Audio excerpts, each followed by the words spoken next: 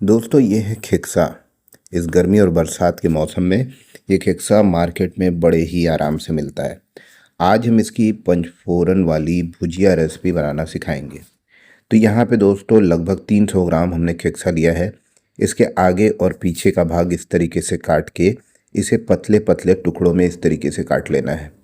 ये भुजिया रेसिपी है दोस्तों। खिक्सा की ग्रेवी वाली सब्जी भी बनती है जो कि बहुत ही टेस्टी होती है। अगली बार उस रेसिपी को मैं आपको दिखाऊंगा। यहाँ पे इसे हमने पतले टुकड़ों में इस तरीके से काट लेना है और इसकी हम भुजिया बनाएंगे। इसमें अदरक, मिर्च, प्याज किसी भी चीज़ की आपको ज़रूरत नहीं है। बहुत ही जल्दी ये रेसिपी बन जाती है। बहुत लंबे समय तक टिकी रहती है, ख़राब भी नहीं होती। खिक्सा हमने इस तरीके से काट लिया है। एक पैन में लेंगे सरसों का तेल। अच्छे से गर्म करने के बाद डायरेक्ट इसमें हम डाल देंगे।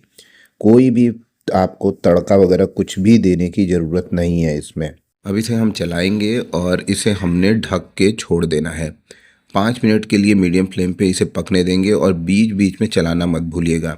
5 मिनट के बाद इस पे इस तरीके से सुनहरा कलर आ जाएगा।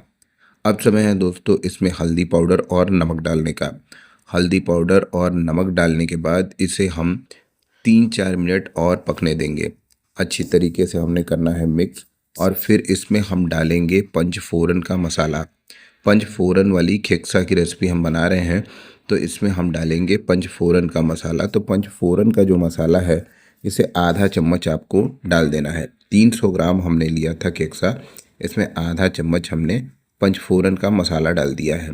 पंचफोरन के मसाले में 5 तरह के मसाले होते हैं, उससे मिलके बनता है। तो अलग से आपको और कोई भी चीज़ डालने की ज़रूरत नहीं है। हल्दी नमक हमने डाल ही दिया है।